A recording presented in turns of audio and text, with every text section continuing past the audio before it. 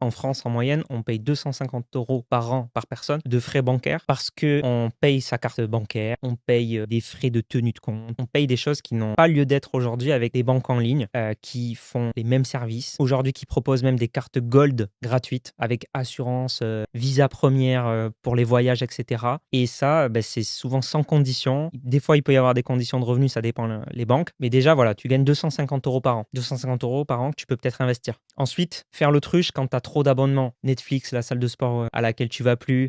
Spotify, alors que tu es aussi abonné à Deezer. Le Disney Plus que tu regardes plus. Ou l'abonnement téléphonique qui coûte 50 € alors que tu pourrais faire moins cher ailleurs. Voilà, ça c'est clair qu'il faut travailler sur tes dépenses. Et donc, il y a deux aspects. Hein. Soit tu travailles sur tes dépenses, soit tu travailles sur tes revenus. Le mieux, c'est de faire les deux. Est-ce que tu peux travailler aussi sur tes revenus, renégocier un salaire, essayer de voir comment gagner plus. Après, on pourrait en parler 100 ans. C'est compliqué et chaque situation est à analyser individuellement. T'es pas encore abonné à Blox? Pourtant on publie une vidéo par jour. Il y a plein d'infos importantes. T'es en train de tout manquer. Abonne-toi.